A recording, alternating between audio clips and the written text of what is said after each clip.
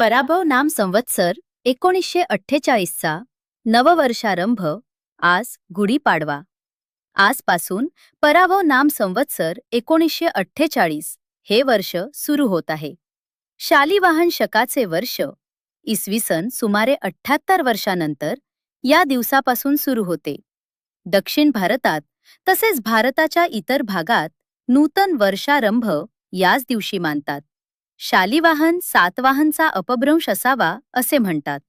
सात वाहनांपैकी कोणी व कोणत्या प्रसंगी हा शक सुरू केला हे निश्चितपणे सांगता येत नाही. पण शक हे परकीय असून त्यांच्यावर सात वाहनांनी मिळवलेल्या एखाद्या महत्त्वाच्या विजय दिनापासून या शकाची सुरुवात झाली असावी असे काही विद्वानांचे मत आहे. पण हिंदूंच्या नववर्षारंभाचा हा महत्त्वाचा दिवस आहे.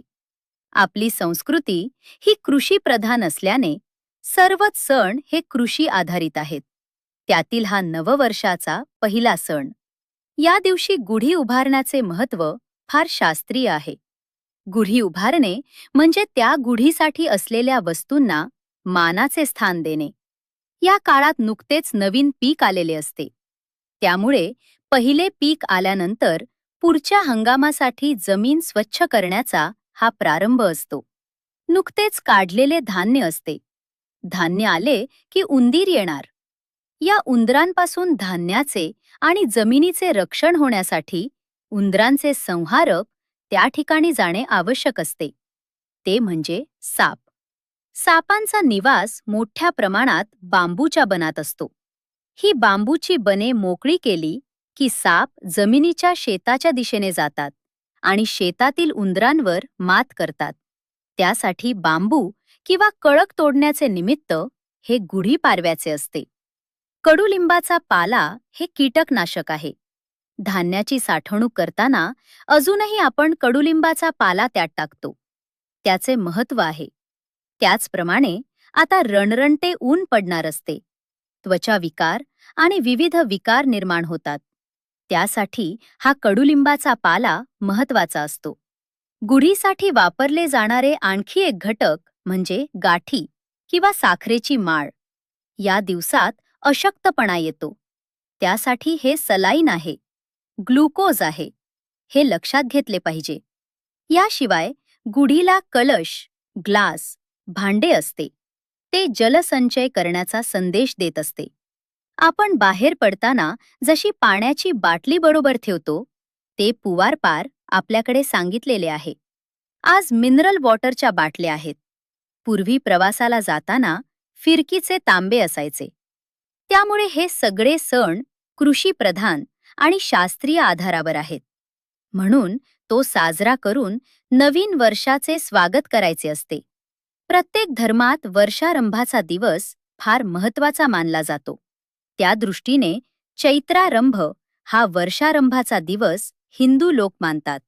नूतन वर्षाच्या उदयाबरोबर अंतःकरणात नवीन आशांकुर उत्पन्न होऊन नवीन वर्ष आनंदात जावो अशी सदिच्छा उत्पन्न होत असते. त्यामुळे एकमेकांची प्रेमाने भेट घेऊन सदिच्छा देण्याबरोबरच आपल्या अंतःकरणात सत्कर्माबद्दल उमेद व दुष्कर्माबद्दल पश्चाताप उद्भवून आपले वर्तन सुधारण्यासाठी प्रेरणा देणारा हा सण महत्त्वाचा मानला जातो. प्राचीन आणि मध्ययुगीन काळात वर्षाचा आरंभ निरनिराळ्या देशात भिन्न भिन्न महिन्यात होत असे. साधारण 800 वर्षांपूर्वी काश्मीर प्रांतात चैत्र हाच महिना प्रथम मास मानित. चैत्र शुद्ध 1 हा दिवस तेथील लोक मोठ्या उत्साहाने पाळीत व हा परशत्रूस राजाने मागे हटविल्याचा दिवस आहे असे ते समजत. गुप्त राजांची सत्ता एकेकाळी उत्तर हिंदुस्थानात सर्वत्र पसरली होती. तेव्हा चैत्रारंभी वर्षारंभ होत असे. वसंत ऋतूचा आरंभ याच दिवशी होतो. अनेक उत्सव या ऋतूस योग्य असल्याचे रूढ आहे. या तिथीला युगादी तिथी असेही म्हणतात. या दिवशी शक्य असेल तर पाणपोई घालावी. चैत्रापासून 4 महिन्यांपर्यंत प्राणीमात्रास जलदान करावे असे सांगितले जाते. हिंदूंच्या 3.5 शुभमुहूर्तांपैकी तो एक शुभमुहूर्त असून कोणत्याही नवीन कायारंभास हा दिवस अत्यंत शुभ मानला जातो. पुराणात गुढीपाडव्या दिवशी काही धार्मिक विधीही सांगितले आहेत. त्यात ब्रह्मपूजा हा महत्वाचा विधी असतो. महाराष्ट्रासारख्या ज्या काही प्रांतात वर्षाचा आरंभ चैत्र महिन्यापासून होतो, तेथे त्या महिन्याची पहिली तिथी समारंभाने आणि धार्मिक विधी करून साजरी करण्यात येते. श्री रामचंद्र 14 वर्ष वनवास करून सीतेसह आपल्या नगरीत परत आले. तो दिवस चैत्र शुक्ल प्रतिपदा होता. स्वर्गातील अमरेंद्राने या दिवशी वस्त्रालंकार देऊन त्याचा गौरव केला. ब्रह्मदेवाने चैत्र शुक्ल प्रतिपदेस सृष्टी निर्माण केली. अशा कारणाने हा दिवस संवत्सराचा पहिला दिवस ठरला. अशा अनेक धार्मिक समजुती या सणामागे आहेत. या दिवशी मंगलस्नान करून स्त्री पुरुष मुले नवीन वस्त्रे परिधान करतात. घरासमोर गुढ्या तोरणे उभारतात. बांबूच्या किंवा कनकाच्या काठीच्या टोकाला रेशमी वस्त्र बांधून त्यावर चांदीचे वा पितळेचे भांडे पालथे घालून त्याला कडुलिंबाची डहाळी, फुलांची माळ व साखरेची माळ बांधतात आणि पूजापूर्वक ती सजवलेली गुढी दारात उभारतात.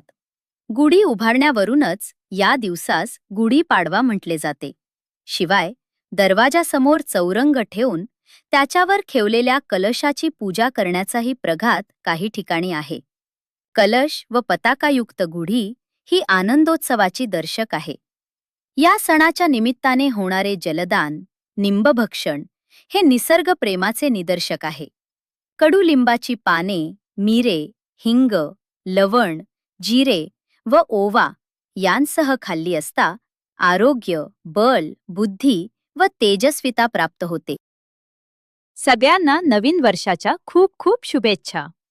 आजचा विषय आवडला असल्यास व्हिडिओला लाईक करा आणि मित्रमैत्रिणींसोबत शेअर करा. आणि हो, इंद्रधनुवर नवीन असाल तर आत्ताच सबस्क्राईब करून बेल आयकॉन दाबा, जेणेकरून नवीन व्हिडिओचं नोटिफिकेशन तुम्हाला सर्वात आधी मिळेल.